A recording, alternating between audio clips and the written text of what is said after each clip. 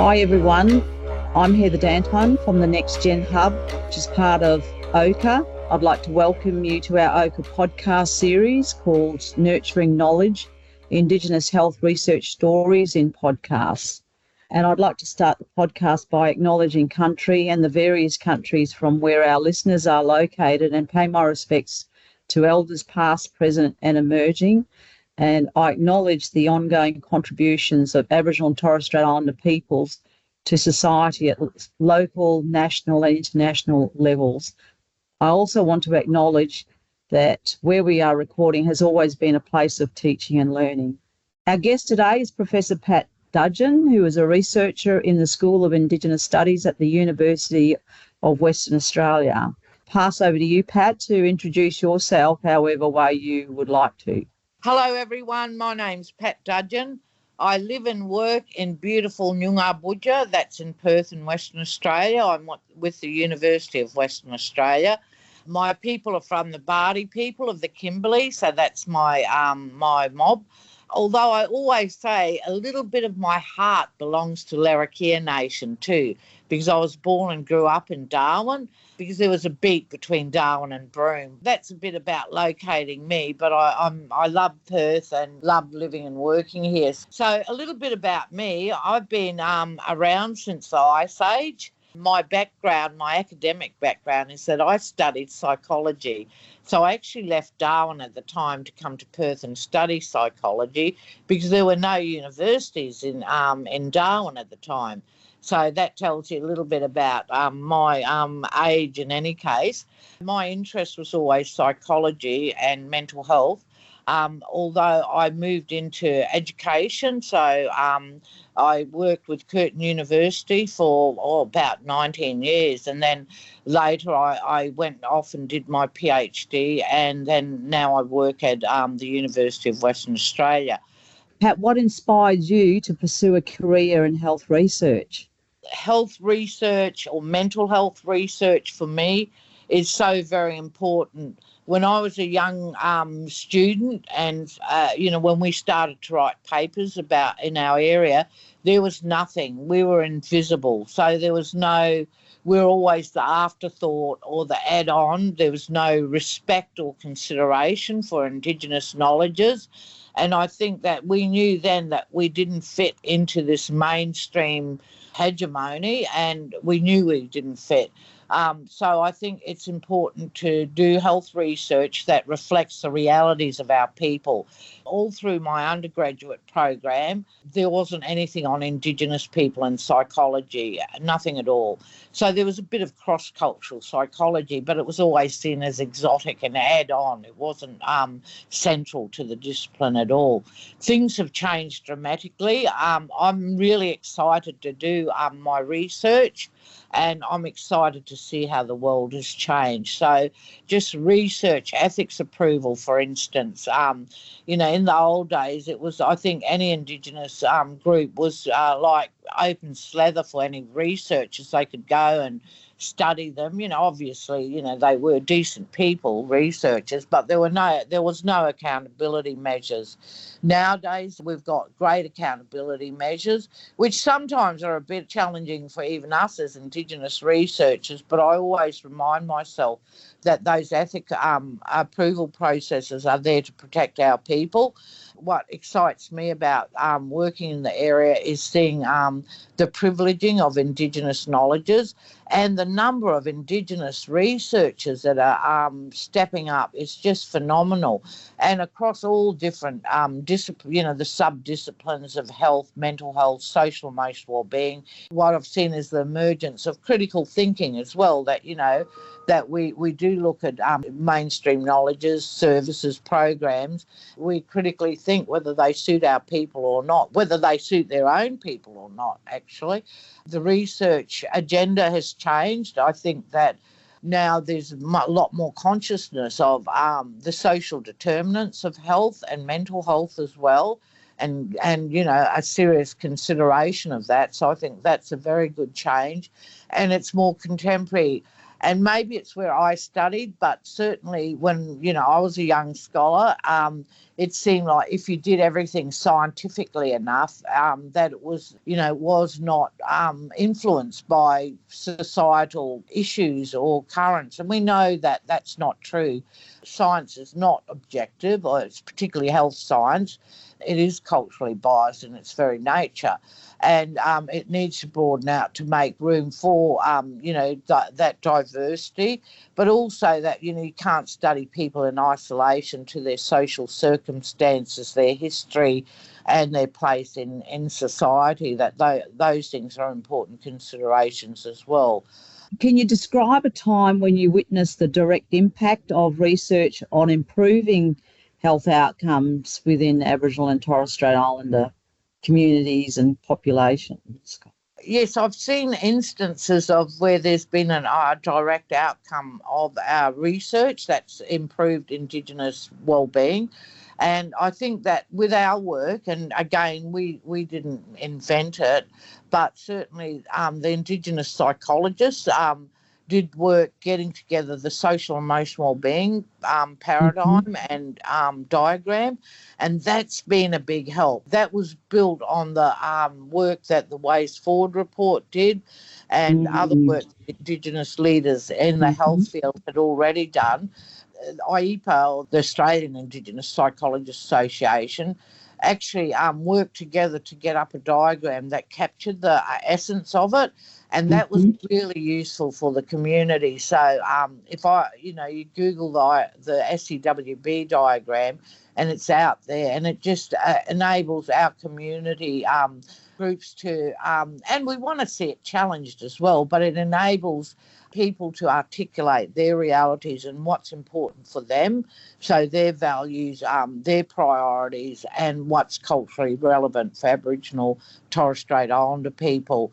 In time to come, that needs to be challenged, but that provided a conceptual framework that made it much easier, I feel, for people to talk about what are their realities, and I hope other models. It also provided a example that, we can develop our own models, and we should be doing that. So that was an example of when I saw a direct impact on the community from research that has been undertaken. What cultural values or teachings from your community have guided you towards a career in health research? You kind of said that with being invisible, that was one part of it, but were there others? I wanted to study psychology because I wanted to help people.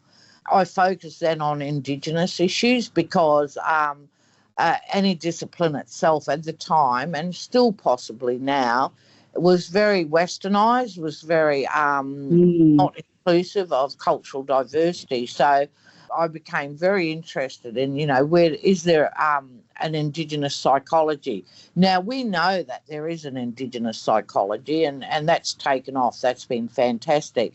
But even that, debating that, you had actually non-Indigenous people debating whether there's an Indigenous psychology, and which is not their prerogative to do that. Indigenous mental health professionals need to have that debate. In any case, there is a Indigenous psychology, and it's global too. It's not just about being located in Australia. It is global. I think that it was the lack of inclusion that has influenced me to get in and give it a go. It was the lack of inclusion that has motivated me to really dig my heels in, and I became very interested in the area and worked a lot in it. Challenging Western concepts is part of the trip. We always need to be critically thinking, but also nurturing and encouraging the development of Indigenous models and paradigms. What do you see as the unique challenges and opportunities for Aboriginal and Torres Strait Islander researchers in addressing the health disparities faced by Indigenous communities? Heather, there's a lot of challenges. There's a lot of hope and optimism as well. So earlier in this podcast, I did say that, it actually astounds me and makes me so proud to see the emergence of all these Indigenous researchers coming forward. It's fantastic. And often, older people like myself, we were the first, and also the first in our families to go to university. I've first Indigenous psych to graduate, and so on. So it's lovely seeing all, the field open up, and so many of our mob now are in it. However, the challenges remain. I think depending on the course of, just getting through your undergraduate, postgraduate is a challenge in itself, depending on the school or department you're in and the supervisors that you have. So that does remain a challenge. I think more often, an Aboriginal grad student can find an Indigenous supervisor, but I think there's more culturally responsive supervisors out nowadays. But that doesn't mean that everyone has that good experience. I think others might be, shattered if they have a terrible experience, and I do get concerned about that. And I hope they're resilient enough to move on and find other programs, other universities, and other supervisors that won't hinder their progress. So I think that's still a challenge. There's still that indirect racism, and I see it all the time for myself. I've actually led a really good research project, and we wrote a beautiful report from it. And there was a non-Indigenous colleague who had very little to do with the report. She did a bit of an edit of it. We did all the hard yards. And we were in a function, and an eminent professor came to talk to us, and he was complimenting her on this report. She sort of got embarrassed and said, well, I didn't lead it. It was actually Pat who led it. And he said, oh, well done, well done. And then went back to her and talked about the report. So he thought, obviously, that I was merely a token in it. So there's still that racism there, indirect racism. Sometimes society doesn't believe that, we've earned our credentials or we're researchers in our own right. But I think we just have to be strong and make sure we've got good support networks and call it out, even if it's in our own minds that we call it out, understand racism when it comes for us. Would you share any personal or professional goals you have set for yourself as a health researcher? Doesn't matter what you study. I take a community-based approach to my research because I'm comfortable with that. Research how you want. There's, even in quantitative research, there's still a need for an Indigenous viewpoint in that. Research what makes your heart happy and keeps your interest. My interest happens to be community-based research. But in terms of my own personal goals in research, I earlier when we started this podcast, I said to Heather, I said, I've just gotten off a meeting and all my life is a big bunch of meetings. You do need to serve on various boards and committees and be part of policy making. You do have to do that. I think that's all our obligation. But it can become a bit overwhelming and just terribly draining of your energy and time. So do it, but do it carefully, or do it for a short period of time and then pull off all your committees and councils and make time for yourself, because my personal goals is that I want to do more research that I absolutely commit myself 100% to and just focus on that and write some really good papers. So I feel that sometimes my research activities are a little bit on the run because of my other commitments. But having said that, we do have those obligations to have input at policy levels too, to make sure that good policy is made about our people in health and mental health. But be careful not to be drawn into it and not to let it take over all your time, to be able to have quiet time and to also build in sabbaticals for yourself as well. I personally have not had a sabbatical and I'd like to consider having one, but we've hosted other people when they've been on some sabbatical and it's wonderful. You go off, you do what makes you happy, and meet with other researchers, write papers together, put in for grants together. I think being an academic sometimes is blown up as being better than it is, when we know it's hard yakka. And, if you get a research position, that's especially good. But even if you're teaching, you still need to consider writing papers and looking after yourself and considering your career trajectory. myself, like many others, we got thrown into this and we probably didn't sit down and plan out a career. To young researchers, I'd say be proactive. Find out what it is from the Western viewpoint that is needed for career progression, and also what suits you culturally. I've got high hopes for future Indigenous researchers. What would you say to a 17-year-old Pat Dudgeon about choosing a career direction? What would I say to a 17-year-old me? And this is probably before I came, incidentally, I went back to uni as a mature age student. So I think I was 23 when I went back. And I actually had a child. And that motivated me to make more of my life than I had. It was hard doing it as a pretty well a single mother, doing my study as a single mother, but that was my motivation as well, or part of my motivation, should I say. So what would I say to me as a 17-year-old? I'd think, go for it, be confident, do a bridging course if you had left the schooling system. There's many different pathways into universities. So get in there, choose the program that you think you'll like, whether it's art, whether it's politics, whether it's psychology, health science of any sort. Choose the program that you think you'll be most interested in, you'll enjoy. So choose that. So I didn't envisage when I did my undergraduate that I'd actually end up doing a PhD. As a 17-year-old, the PhD looks a bit probably too insurmountable.